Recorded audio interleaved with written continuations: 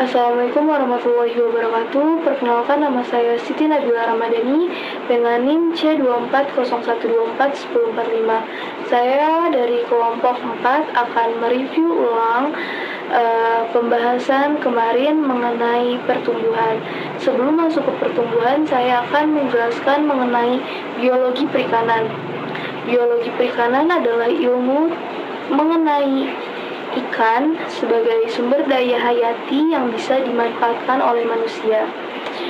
Selain itu ada dua cabang utama, yaitu ada natural history dan yang kedua adalah dinamika populasi.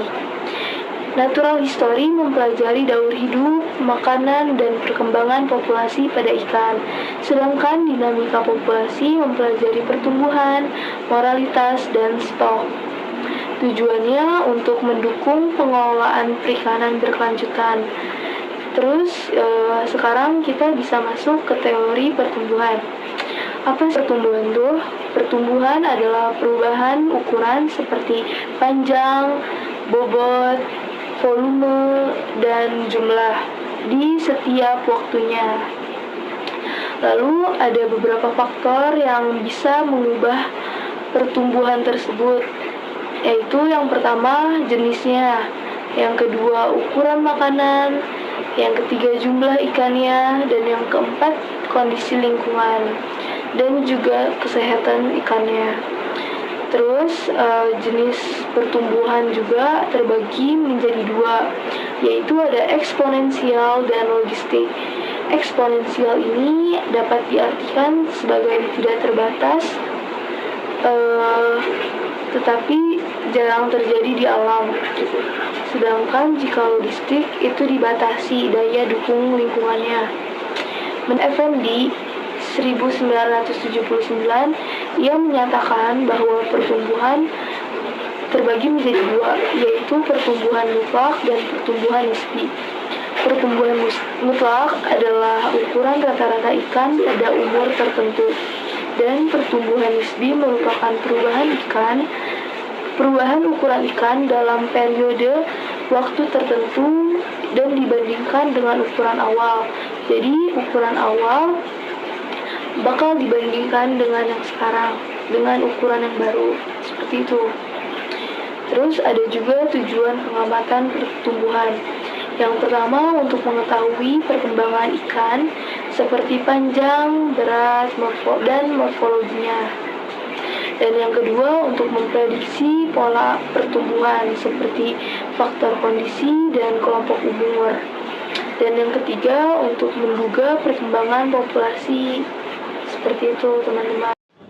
Lalu ketika praktikum pasti ada alat dan bahan yang kita harus bawa. Yang pertama itu ada penggaris yang digunakan untuk mengukur panjang dan tinggi sebuah ikan itu. Dan yang kedua ada timbangan digital yang digunakan untuk menghitung berapa bobot pada ikan tersebut. Dan yang ketiga kita membutuhkan kain lap atau tisu yang digunakan untuk membersihkan ikan. Sebelum kita taruh di timbangan digital, kita perlu membersihkannya terlebih dahulu. Lalu kita butuh kamera atau HP yang digunakan untuk dokumentasi. Setelah itu ada alat bedah dan juga botol sampel untuk pengambilan organ seperti genat dan usus. Lalu setelah itu kita membutuhkan formalin 10% sebagai pengawet spesimennya, dan yang paling utama adalah ikan segarnya itu. Lalu ada prosedur praktikumnya. Yang pertama kita perlu menyiapkan ikannya terlebih dahulu, lalu kita bersihkan dan kita berikan label agar tidak tertukar antara ikan yang pertama, kedua ataupun ketiga.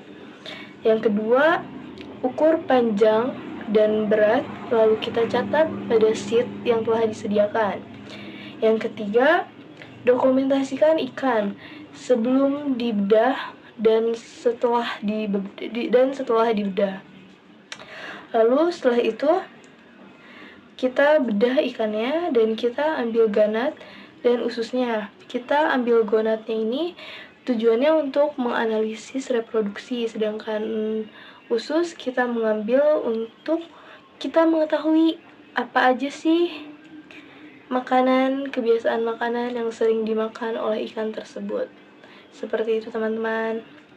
Lalu yang terakhir kita kasih formalin, dan sebelumnya kita masukin dulu si usus dan gonatnya itu kepada botol-botol yang telah disediakan itu, dan kita kasih formalin dan kita tutup lalu kita simpan. Begitu teman-teman. Dan untuk analisis data pertumbuhan, yaitu untuk hubungan panjang dan berat itu memakai rumus W sama dengan A dikali LB, dan interpretasi nilai B-nya itu B sama dengan 3, yaitu isometrik atau proporsional. B lebih dari 3 itu allometrik positif atau berat lebih cepat, dan B lebih kecil daripada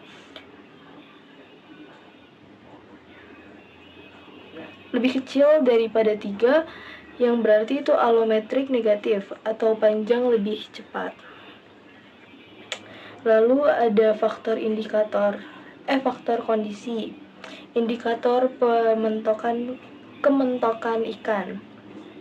Naik atau turunnya sesuai musim, dan sesuai pemijahan dan ketersediaan pada makanannya. Lalu yang terakhir ada cohort atau kelas ukuran, yang dimana kelompok ikan dengan ukuran yang seragam, sama seperti itu. Dan kita juga penting untuk menentukan ukuran tangkap serta panennya. Sekian penjelasan dari saya. Terima kasih. Wassalamualaikum warahmatullahi wabarakatuh.